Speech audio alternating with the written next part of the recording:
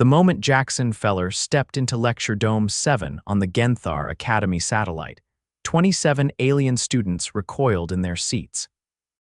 A few emitted high-frequency warning chirps, others blinked their translucent eyelids in rapid succession, and one particularly tall, angular being in the front row pointed a tentacle at Jackson's left forearm. "It is leaking," the tall one cried, his voice like a metal sheet being flexed. Jackson paused, his duffel slung over one shoulder, his boots still dusted with the red sand from the lunar transport bay. He followed their eyes to the tattoo on his forearm, a stylized raven in black ink, wings spread wide and talons clutching a compass. The skin around it was slightly raised, as it always was, but otherwise clean. "I'm not leaking," Jackson said, setting the bag down. "It's decorative ink, a tattoo." There was a long silence. Then a smaller, mint-colored alien with a ridged skull stood up from the back row and said, "You have chosen to maintain an open wound for decorative purposes." Jackson sighed and rubbed the back of his neck. "No, it's not a wound. It healed years ago." The ink was injected under the skin. The mint-colored one gasped, a quick intake that fluttered its gill-like sides. "Subdermal contamination for art? I mean, yeah, pretty much." That set off a storm of chirps, metallic mutters, and squelching sounds. Jackson caught a few phrases: voluntary infection, deliberate tissue staining, primitive ritualism, and had to bite back a laugh. He stepped farther into the dome, heading toward the instructor's panel. The lecture he was supposed to give hadn't even started, but it was clear the topic had already changed. "Look," he said, rolling up both sleeves now. "I've got 3 of these, one on my shoulder, one on my back, this one here. None of them are infected, no pain, they're just ink. Think of it like painting a wall, except the wall is me and the paint doesn't wash off." The tall one leaned forward. "Why? Because it looks good. I like the design. It reminds me of home." The tall alien tilted its head. "You permanently altered your biological surface for an emotional reason." Jackson gave a loose shrug. "Well, yeah, don't you do anything for emotional reasons?" There was a beat of silence. Then the tall one responded, "No." Jackson whistled softly. "You guys are missing out." The Academy liaison, a broad-shouldered being named Guenthar, entered from the side corridor. He paused when he saw the commotion. "Is there a problem?" "Your human is compromised," said the mint-colored one. "He is leaking art." "I'm fine," Jackson said. "It's a tattoo." "We've covered this like twice now." Guenthar approached, his attention narrowing on the raven tattoo. He extended a palm-sized scanner from his belt and passed it over Jackson's arm. The device beeped twice, then emitted a green light. "He is medically intact," Guenthar announced. "This is apparently a terrestrial custom. Though unconventional, it presents no immediate danger." The students murmured among themselves. One or two still looked skeptical. Jackson stepped to the center of the dome, hands on hips. "So, since you all seem fascinated by how humans modify themselves, how about we use that as today's topic? I was supposed to lecture on human adaptability in hostile environments, but maybe we start with something more visible." That got their attention. Slowly, the students settled back into their seats, though a few stared at his arm like it might start bleeding again at any moment. "All right," Jackson said. "Let's start with pain tolerance." Over the next hour, he guided them through a history of human body modification, from tattoos to piercings to reconstructive surgeries, even elective alterations. The students asked questions he never expected. One wanted to know why anyone would willingly endure pain for aesthetics. Another asked if ink migration was a form of mutation. A particularly curious student named Valrix asked if tattoos could be reversed, and when Jackson explained laser removal, Valrix shuddered and said, "Humans are terrifyingly casual about destroying their own flesh." Jackson chuckled. "We're just comfortable with discomfort, I guess." After the lecture, as students filed out, Valrix lingered behind. "You said the ink represents something emotional," Valrix said. "Do all humans do this?" "Not all," Jackson replied. "But a lot. It's personal. I got this one after my brother passed. He always said he'd come back as a raven." Valrix stared at the tattoo again, then at Jackson's face. "You honor your dead by altering your body. Sometimes it's a way to carry them with us. Valrix made a low humming sound. We build memory towers, you build. Yourself, Jackson smiled faintly. Guess so. 2 days later, the tattoo incident had become something of a legend on campus. Jackson couldn't walk across the station without someone asking to see it. At first, he indulged them, but after the 12th request, he started wearing long sleeves again. He was reviewing lecture notes in the observation garden when Guenthar approached and sat beside him. You've caused quite a stir, Guenthar said. Students are submitting essays about your decorative wound.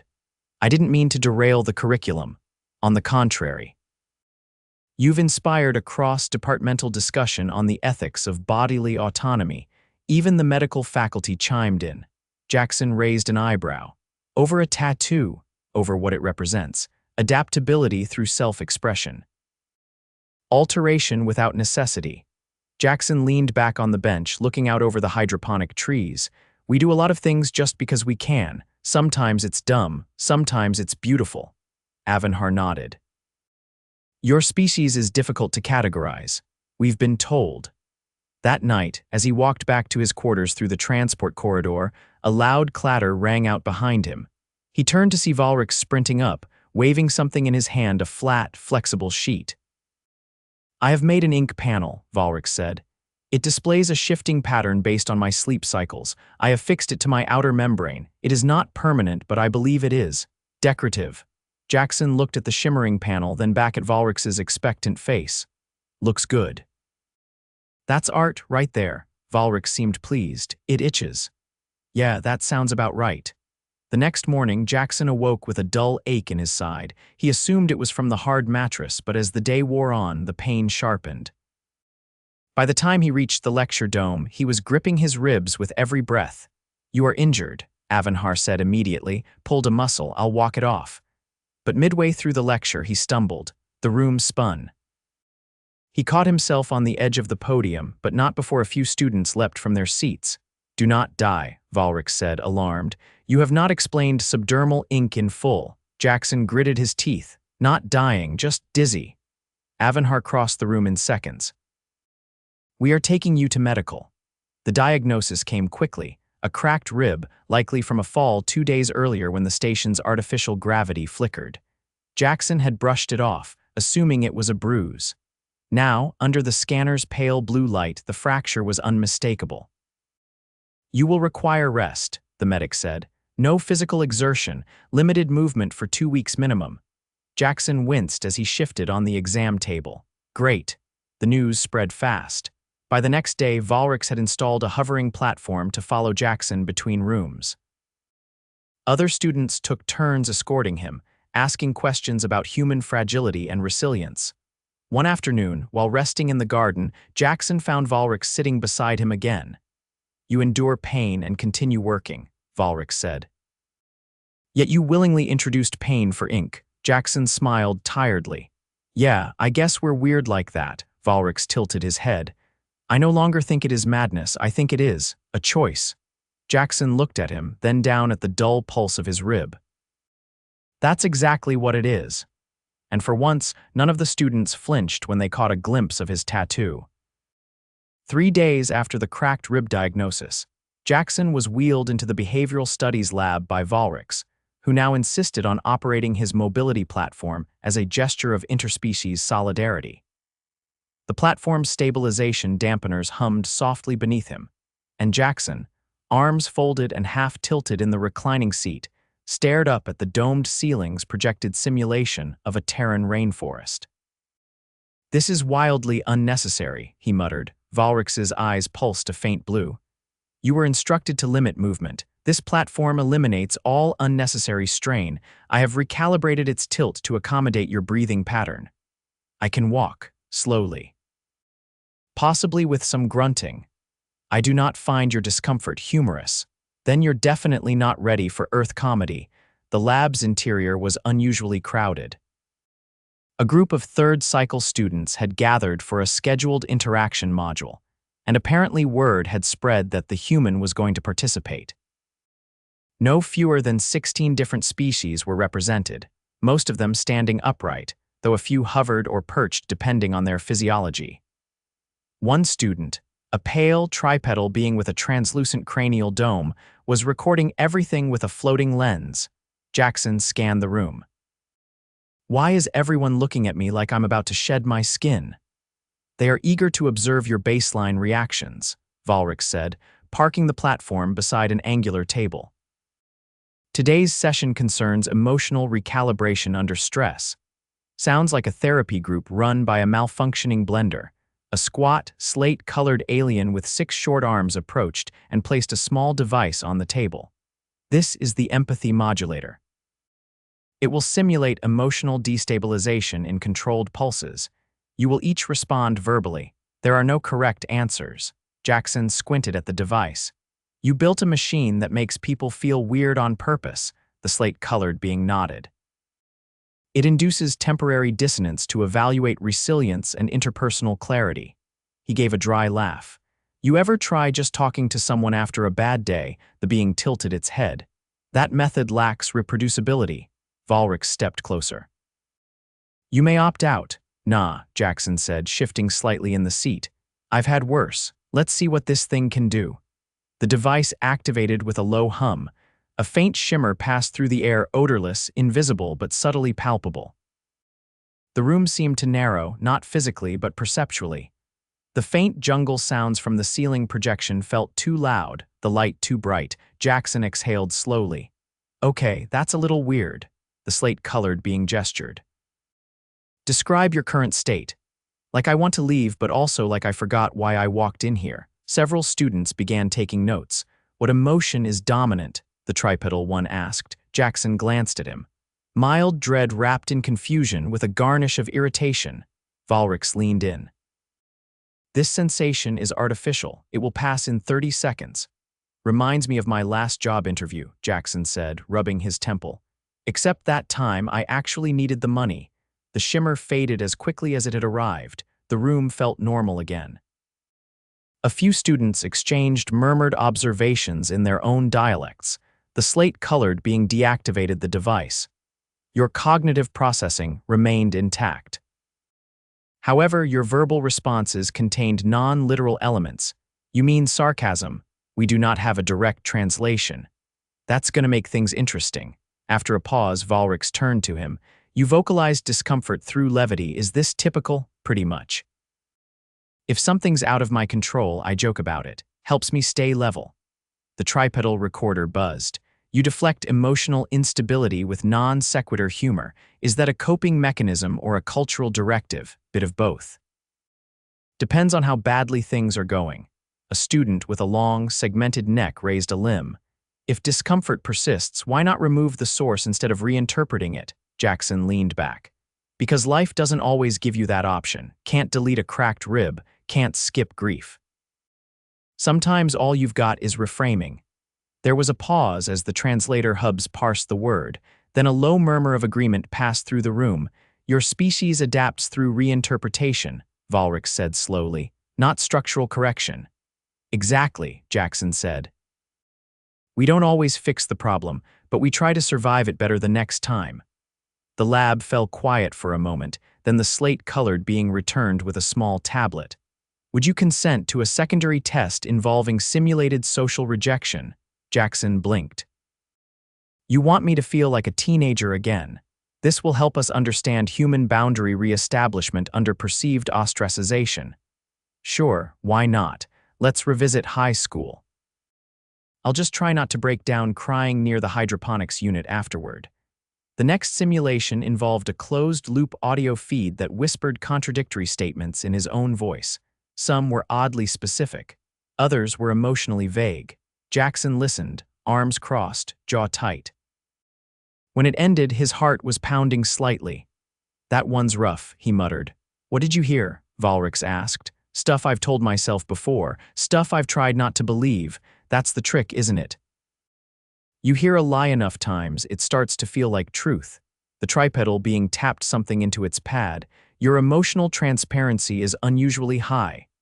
I'm a teacher, not a diplomat. I don't have time to lie well. Volrix adjusted his stance. Your pulse rate increased without external threat. Would that be classified as a trauma echo? Jackson considered.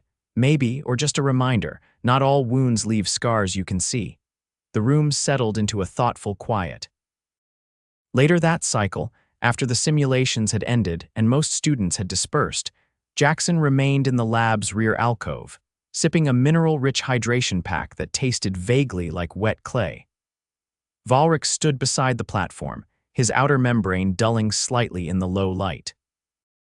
"You did not have to participate," he said. "I know," Jackson replied. "But if you're going to study humans, you should get the full experience, not just the tattoos and tough talk." Volrix was silent for a moment. Then, "Do you ever regret being human?" Jackson raised an eyebrow. "That's a hell of a question. I do not mean offense. No, it's fine, I just never heard anyone ask it that way." He paused, then looked out toward the corridor. "Some days, yeah, it'd be easier to feel less, to not carry things so deep, but then I remember we're not built for easy." "We're built to keep going." Volrix watched him carefully. "You carry pain as though it is a companion." "Sometimes it is. Sometimes it's the only thing that reminds us something mattered." Volrix's eyes shifted hue. "That is illogical, but also strangely admirable." A gentle chime rang out from the corridor signaling evening rest phase. Jackson pushed himself up slightly, wincing as his rib protested. "I should get horizontal before something else cracks." "Can you drive this thing back without ramming any corners?" "I have memorized the entire station layout." "Good." "Because I don't want to be remembered as the first human to get spinal damage from a helpful alien chauffeur." On the way back to the quarters, they passed a group of second cycle students gathered around a display of Terran visual art. One of them pointed to a digital rendering of a tattooed human arm and said something in a dialect Jackson didn't recognize. Volrix translated without being asked. "They are debating whether your species uses skin as a memory archive." Jackson chuckled. "Not all of us, but some?" "Yeah. We write our stories where we can't lose them." Volrix was quiet for several paces. Then softly, "I believe I understand now. Glad someone does. I'm still figuring it out myself." When they reached his quarters, Jackson slid off the platform with a grunt, steadied himself, and turned to Volrix. "You're not just taking notes anymore, are you?" Volrix hesitated. "I began as an observer, but I find myself changed." Jackson nodded once. "Good. That's how we know it's working." "You're walking like someone replaced your spine with a coat hanger," said Drilv, his 4 ocular nodes blinking in a slow rotational pattern as Jackson shuffled into the biomechanical lab. "I'm being careful," Jackson replied, bracing his hand against a stabilizer rail. "Yesterday I reached for a hydrogel pouch and felt like my rib tried to resign. You should have requested a mobility exosuit. I'm not wearing a high-tech corset just to teach a class. You wore a scarf with a printed space ferret last week. That was fashion." Drilv's gills flared slightly, which Jackson had come to recognize as amusement. "Human standards continue to elude me." Jackson eased himself onto a low bench designed for multi-limbed species. "I'm just here to return the stress regulator Volrix lent me. He insisted I use it during sleep cycles. Claimed it would harmonize my inner field. I think it just made me dream about eating my own passport." Drilv extended a gloved limb and took the small device, placing it on a tray already crowded with blinking instruments. He studied human REM patterns for 2 nights before modifying that unit. He was very enthusiastic. "Yeah, he's been hovering like I'm the last egg in the nest." "I appreciate it, but I'm not about to shatter into emotional confetti. You did agree to participate in a voluntary psychophysiological dissection of your species' coping mechanisms. I thought I was giving a guest lecture. Now I'm a case study. You're an anomaly. Most sentients avoid pain." "You managed to repackage it into meaning." Jackson leaned back, wincing as the bench's curve pressed against his sore side. "It's not noble. It's just how we get through things. You either find a reason for the pain or it owns you." Drilv adjusted a monitor. "That's poetic." Inefficient, but poetic. From the corridor, a low, rhythmic chime signaled mid-cycle pause roughly equivalent to late afternoon back on Earth. The lab's ambient lighting shifted from sterile white to a muted, dusk-like gradient. A few of the monitors dimmed automatically. Jackson glanced toward the corridor. You got any of those nutrient cubes that don't taste like recycled algae? I have one that approximates the flavor of scorched carbohydrates and salt. Sounds like home. I'll take it. Drilv retrieved a small, foil-wrapped cube and handed it over. Jackson peeled it open and bit down, chewing thoughtfully. This tastes like a burnt grilled cheese that lost a fight with a toaster. Then the simulation was successful.